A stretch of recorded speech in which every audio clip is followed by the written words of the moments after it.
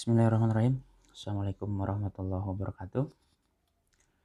Eh, Masih di seri Sirah Nabawiyah.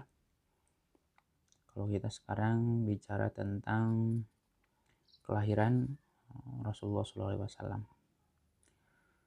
Rasulullah SAW dilahirkan di tengah keluarga Bani Hashim di Mekah pada Senin pagi, tanggal 9 Rabiul Awal penanggalan Hijriah, yang dimana juga dalam beberapa riwayat kita suka mendengar dari para ustadz itu bertepatan dengan peristiwa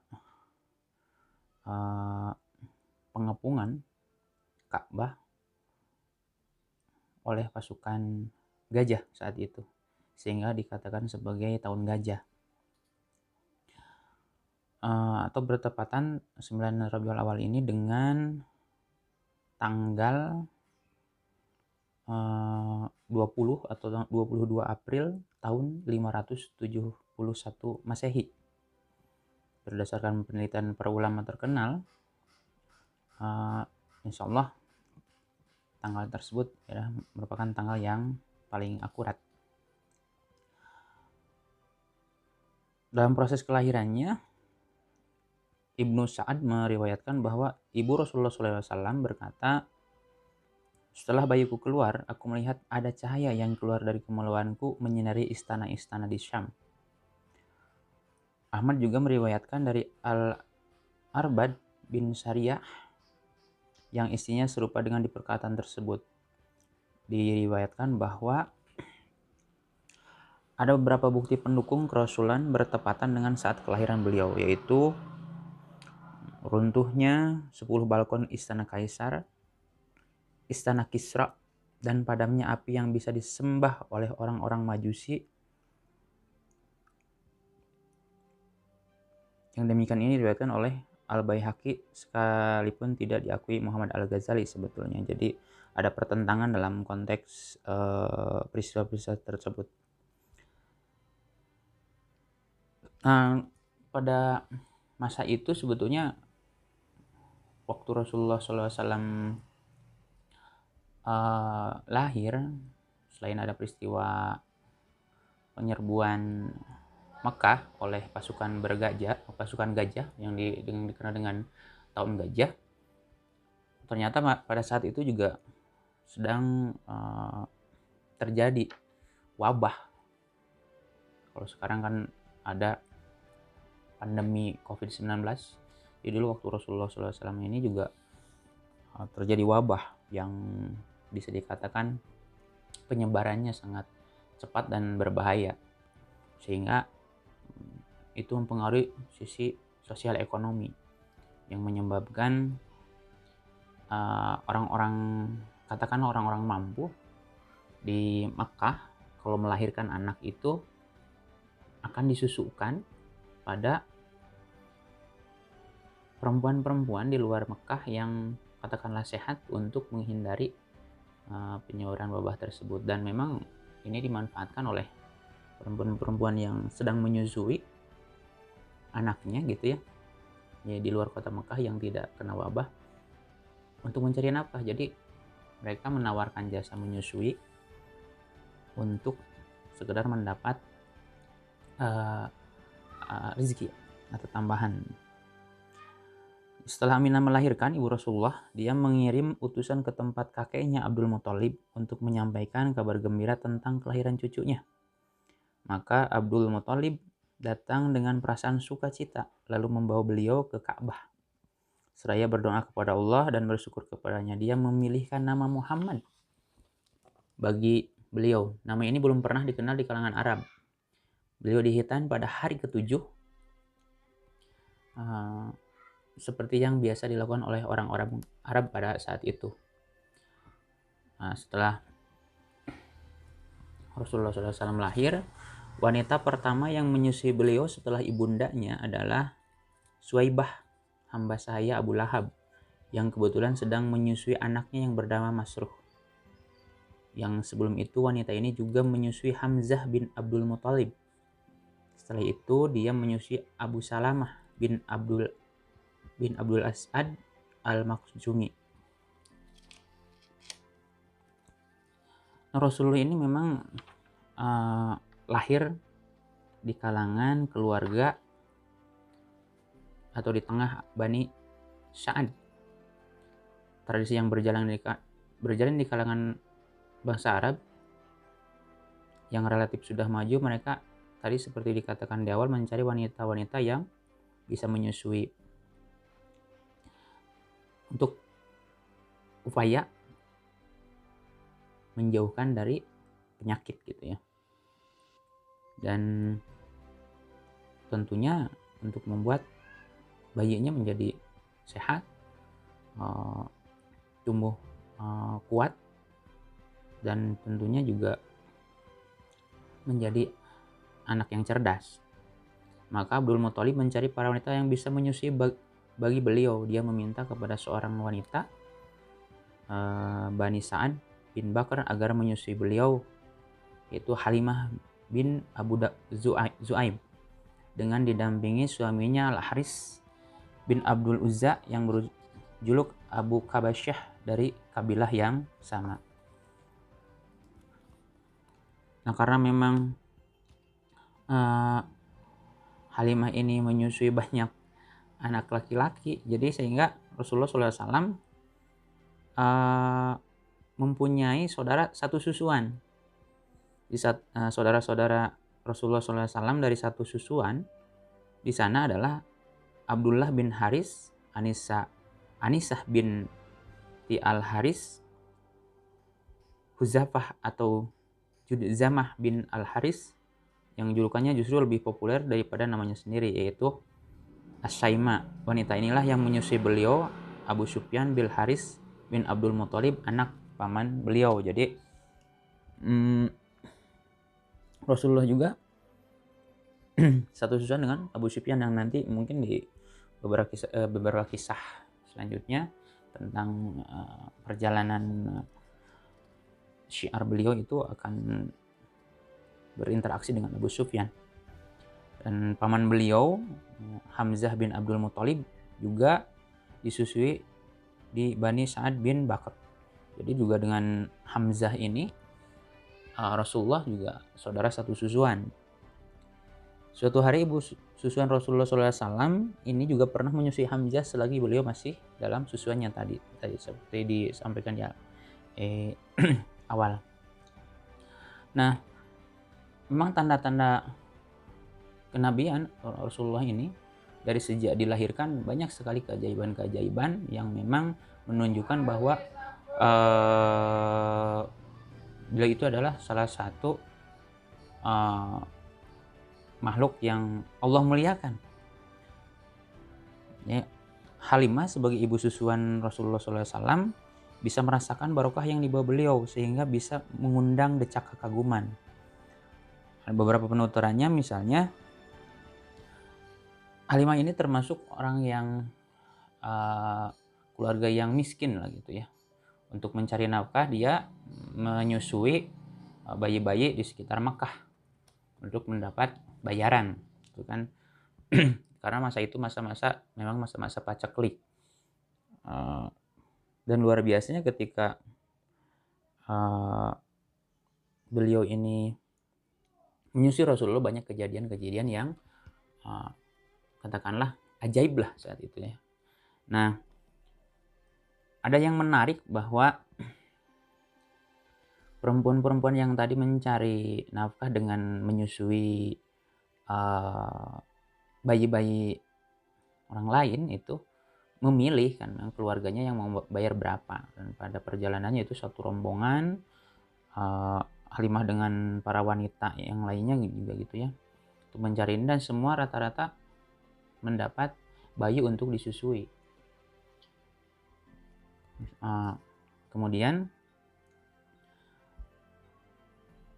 wanita dari rombongan yang ke Mekah yang dengan Halimah ini ditawari Rasulullah SAW dan pasti menolaknya setelah tahu bahwa beliau itu adalah anak yatim, karena dalam kandungan, selama masa dikandung Rasulullah itu sudah ditinggal oleh ayahnya Abdullah. Jadi tidak mengherankan Karena mereka memang mengharapkan imbalan yang cukup memadai dari bapak bayi yang hendak disusuinya.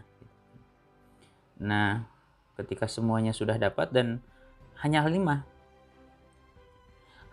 yang belum dapat bayi untuk disusui. Jadi tatkala Halimah dengan rombongan ini ingin pulang ke kabilahnya, kemudian Halimah berkata kepada suaminya, "Demi Allah, aku tidak ingin kembali bersama teman-teman wanitaku tanpa membawa seorang bayi yang kususui. Demi Allah, aku benar-benar akan mendatangi anak yatim itu dan membawanya." Jadi Halimah itu akhirnya karena tidak ingin malu tidak mendapatkan bayi yang disusui, akhirnya mengambil Rasulullah untuk disusui. Maka Halimah menemui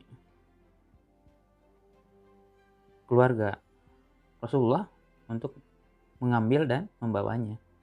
Nah, ini di sini mulai banyak keajaiban-keajaiban dialami oleh Halimah.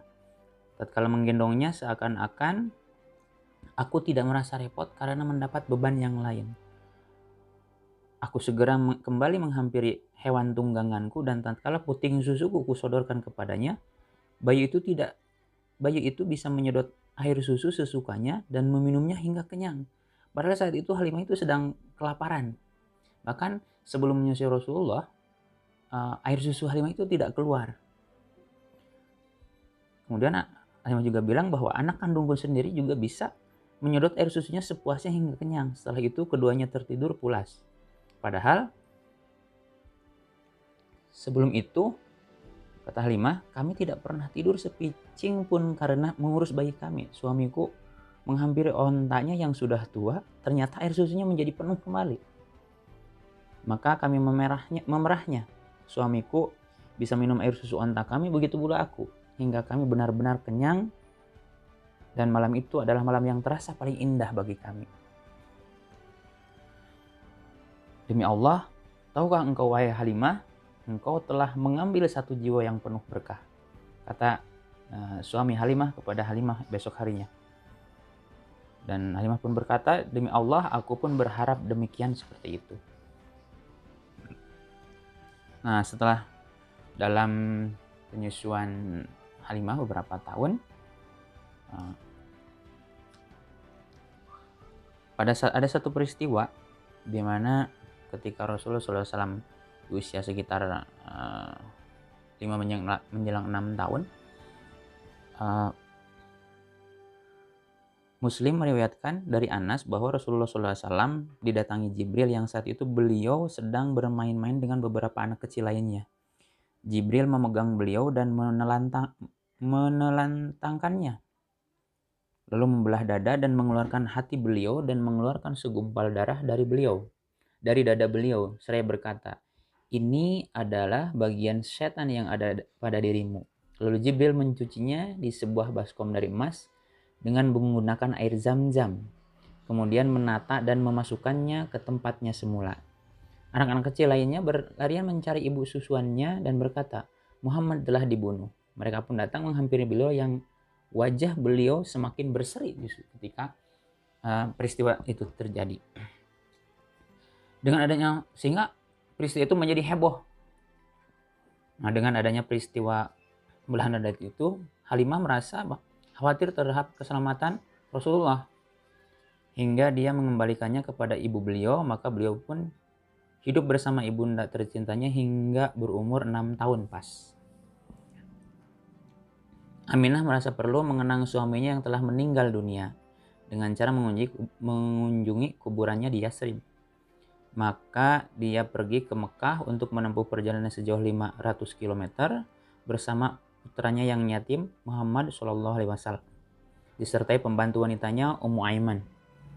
Abdul Muthalib mendukung hal ini setelah menetap selama sebulan di Madinah.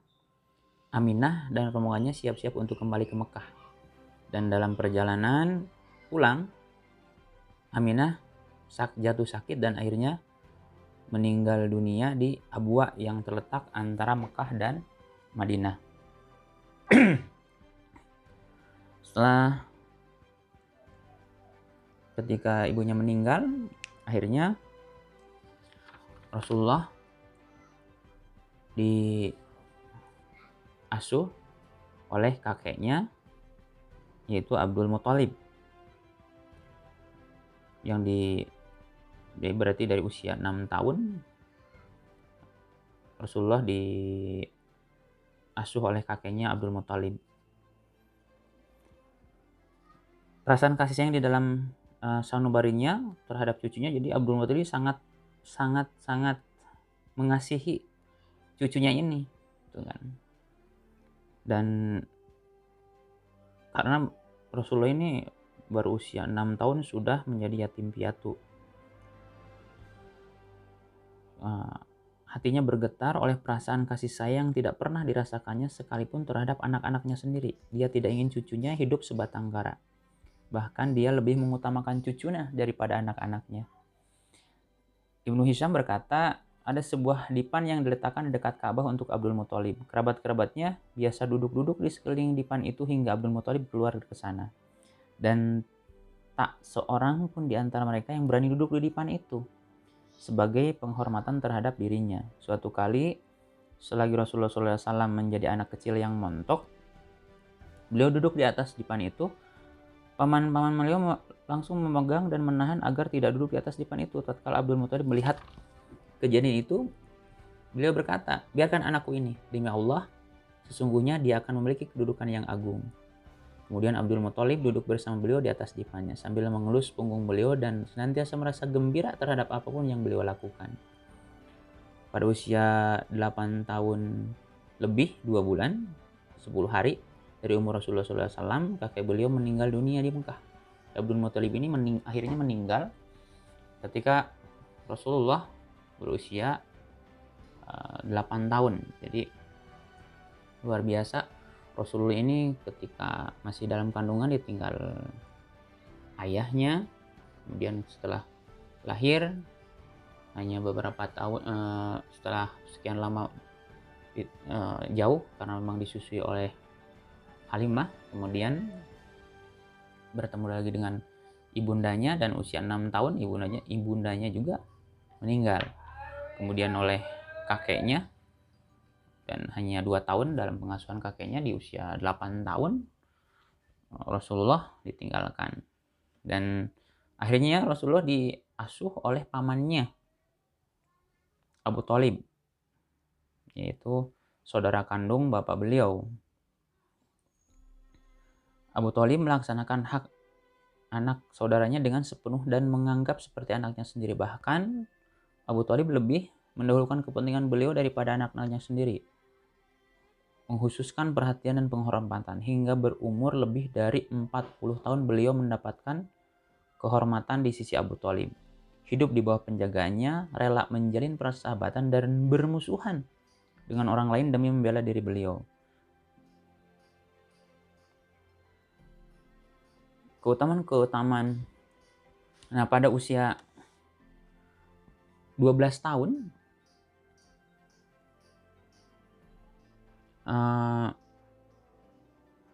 Abu Thalib mengajak Rasulullah untuk berdagang ke negeri Syam.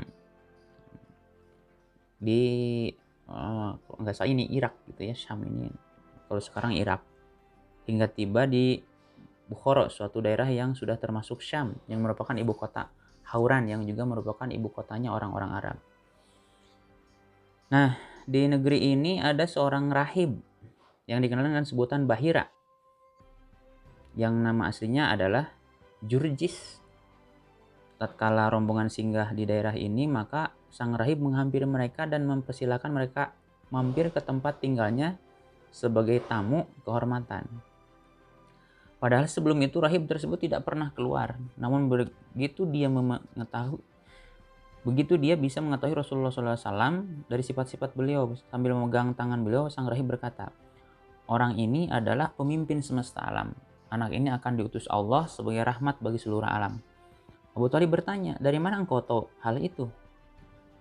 Rahib Bahira ini, atau tadi nama aslinya Jurjis itu, menjawab, sebenarnya sejak kalian tiba di Aqabah, tak ada bebatuan dan pepohonan pun, melainkan mereka tunduk bersujud Mereka tidak sujud melainkan kepada seorang nabi. Aku bisa mengetahuinya dari cincin nubuah yang berada di bagian bawah tulang rahang bahunya yang menyerupai buah apel. Kami juga bisa mendapatkan tanda itu di dalam kitab kami. Kemudian Rahib Bohira ini meminta agar Abu Thalib kembali lagi bersama beliau tanpa melanjutkan perjalanannya ke Syam karena dia takut gangguan dari pihak orang-orang Yahudi. Maka Abu Thalib mengirim beliau bersama beberapa pemuda agar kembali ke Mekah. Nah, selanjutnya pada awal-awal masa remajanya Rasulullah SAW tidak mempunyai pekerjaan tetap. Hanya saja beberapa riwayat menyebutkan bahwa beliau bisa menggembala kambing di kalangan Bani Sa'ad dan juga di Mekah dengan imbalan uang beberapa dinar. Pada usia 25 tahun, beliau pergi berdagang ke Syam. Jadi beliau itu berdagang, menjualkan barang-barang dari saudagar-saudagar di Arab untuk dijual kembali ke negeri Syam gitu kan. Jadi beliau mengambil keuntungannya dari harganya misalnya 10 dijual menjadi 11 atau 12 gitu ya. Dan salah satunya adalah menjualkan dagangan saudagar kaya di Mekah, yaitu miliknya Khadijah yang kemudian nantinya akan menjadi istri beliau. Ibnu Ishaq menuturkan Khadijah binti Khuwailid adalah seorang wanita pedagang terpandang dan sangat kaya. Dia biasa menyuruh orang-orang untuk menjalankan barang dagangannya dengan membagi sebagian hasilnya kepada mereka. Sementara orang-orang Quraisy memiliki hobi berdagang. Tatkala mendengar kabar tentang kejujuran perkataan beliau, kredibilitas dan kemudian akhlak beliau, maka dia pun mengirimkan utusan untuk menawarkan kepada beliau atau Rasulullah SAW agar berangkat ke Syam untuk menjalankan barang dan dagangannya. Dia siap memberikan imbalan jauh lebih banyak dari imbalan yang pernah dia berikan kepada para pedagang yang lainnya. Beliau harus pergi bersama seorang pembantu yang bernama Maisarah. Beliau menerima tawaran ini, maka beliau Rasulullah SAW berangkat ke Syam untuk berdagang dengan disertai Maisarah, yaitu orang kepercayaannya Khadijah. Setibanya setelah berdagang dan sukses, barang dagangan juga laku, akhirnya pulang kembali ke Mekah. Setibanya di Mekah, dan setelah Khadijah tahu keuntungan dagangannya yang melimpah, yang tidak pernah dilihatnya sebanyak itu sebelumnya, apalagi Maisarah mengabarkan kepadanya apa yang dilihatnya pada diri beliau selama menyertainya, sebagaimana sifat-sifat yang beliau muliakan, kecerdikan dan kejujuran beliau, maka seakan-akan Khadijah mendapatkan barangnya yang pernah hilang dan sangat diharapkannya. Sebenarnya sudah banyak para pemuka dan pemimpin kaum yang hendak menikahi Khadijah, namun dia tidak mau. Tiba-tiba saja dia teringat seorang rekannya, Nafisah binti Munyah. Dia meminta agar rekannya ini menemani beliau dan membuka jalan agar mau menikah dengan Khadijah. Ternyata beliau menerima tawaran itu. Lalu beliau menemui paman-paman beliau. Kemudian paman-paman beliau menemui paman Khadijah untuk mengajukan lamaran. Setelah semuanya dianggap beres, maka perkawinan siap dilaksanakan. Yang ikut hadir dalam akad nikah adalah Bani Hashim dan para pemuka Bani Mudhar. Hal ini terjadi 2 bulan sepulang beliau dari Syam. Mas kawin beliau adalah 20 ekor onta muda. Usia Khadijah sendiri 40 tahun, yang pada masa itu dia merupakan wanita yang paling terpandang, paling cantik, pandai, dan sekaligus kaya. Dia adalah wanita pertama yang dinikahi Rasulullah SAW. Beliau tidak pernah menikahi wanita lain sehingga Khadijah meninggal dunia. Jadi Rasulullah itu menikah lagi. Kita kenal istrinya memang lebih dari satu, tapi setelah Khadijah meninggal. Semua putra-putri beliau selain Ibrahim yang dilahirkan dari Maria Al-Qibtiyah dilahirkan dari Khadijah. Jadi putra-putra putri-putri beliau itu hanya yang dari Khadijah ini adalah Al-Qasim dengan nama dijuluki juga Abul Qasim, kemudian Zainab, Ruqayyah, Ummu Kulsum, Fatimah, dan Abdullah. Abdullah ini dijuluki At-Thayyib atau At-Tahir. Semua putra beliau meninggal dunia selagi masih kecil, sedangkan semua putri beliau sempat menjumpai Islam dan mereka masuk Islam serta ikut hijrah. Hanya saja mereka semua meninggal dunia selagi beliau masih hidup, kecuali Fatimah. Fatimah meninggal dunia selang 6 bulan sepeninggal Rasulullah SAW untuk bersua dengan beliau. Demikian tentang kisah kelahiran Rasulullah SAW. Assalamualaikum warahmatullahi wabarakatuh.